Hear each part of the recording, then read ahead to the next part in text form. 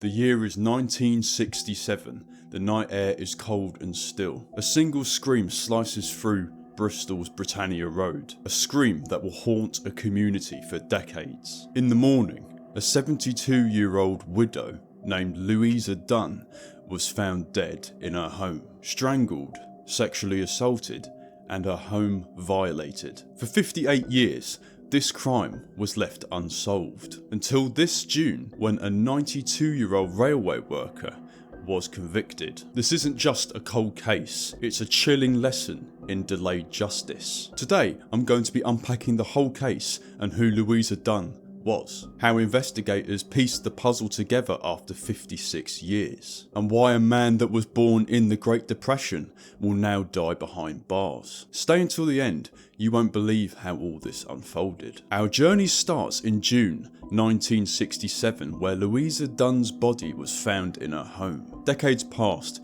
where Louise Dunne's family and the whole community were left to carry the pain in silence. In 2023, the Cold Case Unit opens files archived since the 1960s. Spring 2024, forensics yields a DNA match and palm prints. By November 2024, the suspect was arrested. June 2025, conviction. July 2025, a sentence of over 25 years minimum. So buckle up, we're going step by step through the decades. Louisa Jane Jarrett was born in Bristol in 1892. She married early, during the First World War, to Edwin Parker, a spirited Labour councillor. Over the next 30 years, she became a devoted mother to daughters Edna and Iris, a supportive wife, and a passionate advocate for workers' rights. After Edwin's death in 1945, she didn't retreat. She volunteered at the local library, helped organise community events, and in 1952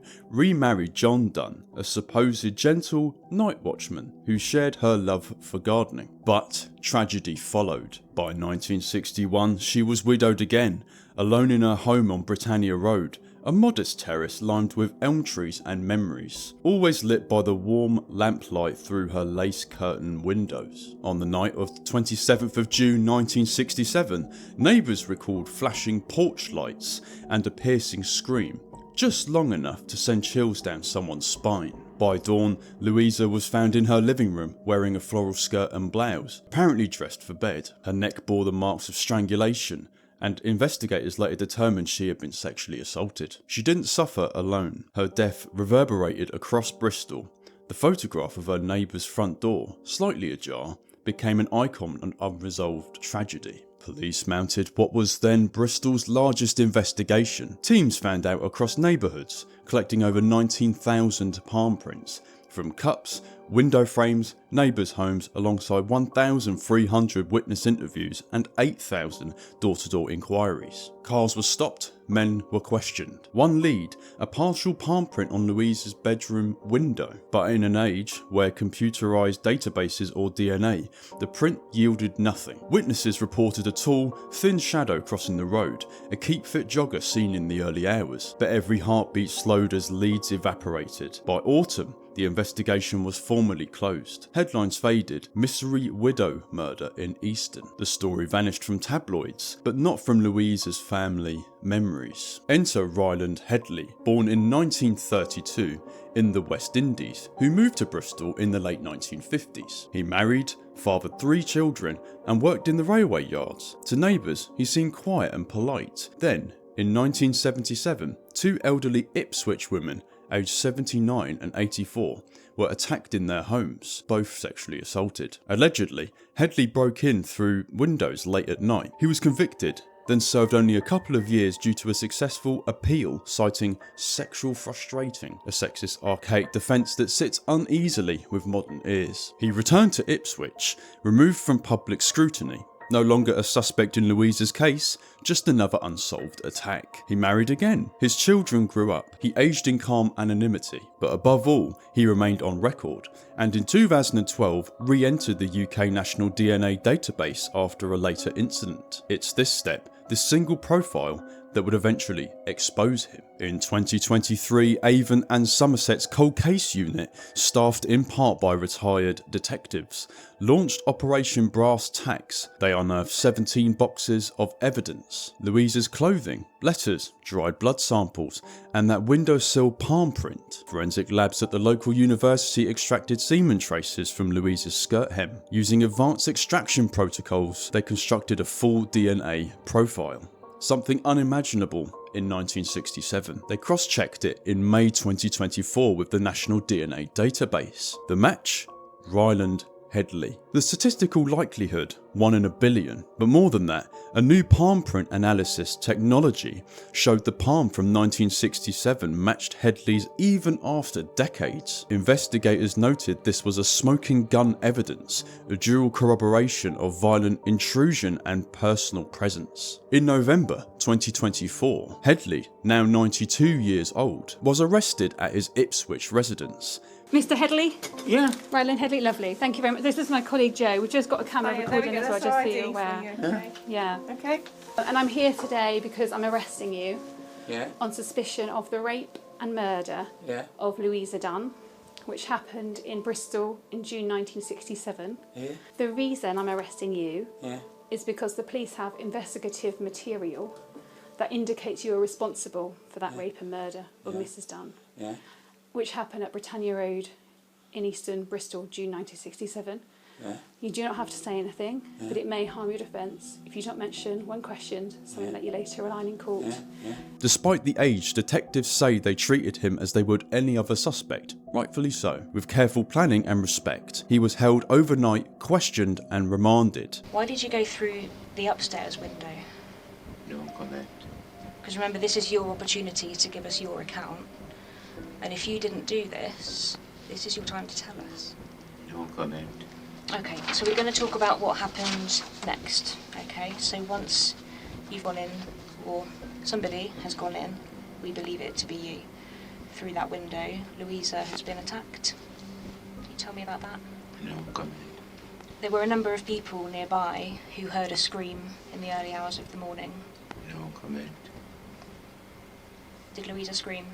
No comment. Can you tell me how Louisa died? No comment. Did she die as a result of your actions? No comment. And if so, what were your actions? No comment.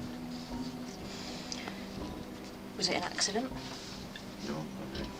He pleaded not guilty to both the rape and the murder. In June 2025, Bristol Crown Court saw 6 days of testimony. Prosecutors revealed DNA matches, palm print evidence and detailed testimonies from Headley's 1977 rape victims who described eerily similar methods, breaking in through upstairs windows while their homes were still. Although the jury couldn't hear original Louisa's statements, they reviewed transcripts and expert testimonies. On the 30th of June, the verdicts dropped. Guilty of rape, unanimous. Guilty of murder, 10-2 majority. The courtroom apparently gasped. On the 1st of July, Justice Sweeting delivered a life sentence with a minimum of 20 years, meaning Headley will almost certainly die in custody. He described Headley as cruel and merciless and noted that Louisa's assault was brutal and senseless. You may not have intended to kill, but you planned to rape her, and you brutally attacked her when you did so. You met her screams and struggles with force sufficient to kill. The violation of her home, her body, and ultimately her life was a pitiless and cruel act by a depraved man. The sentence must be one of life imprisonment. Having considered all the aggravating features of this case, the minimum term I impose is 20 years. It is normally necessary to explain the effect of such a minimum term in detail, but given your age, and for all practical purposes, I can do so in very short terms. You will never be released. You will die in prison. Louisa's granddaughter, Mary Dainton, was just 18 when the murder happened. She is now 78 years old. In a public statement she said, "I've carried this for most of my life. I've never thought this day would come. It's not joy, but it is justice. Mary described visiting Louisa's empty home as walking in to a ghost. In interviews, Mary spoke quietly but firmly. The family never forgot, never moved on. The man who did this wasn't a faceless criminal. He was someone they breathed around unknowingly. The conviction doesn't erase the pain, but it definitely offers closure. Louisa's brutal death had a big impact on my mother and her wider family. I don't think my mother ever recovered from it. The anxiety clouded the rest of her life. When people found out about the murder, including friends, they withdrew. There was a stigma attached to rape and murder in my experience, so I had rarely talked to anyone about this until now. Since Ryland Headley was charged, I've struggled emotionally ways I did not anticipate, and it falls to me to speak for people who are no longer here. It saddens me deeply that all the people who knew and loved Louisa are not here to see that justice is done.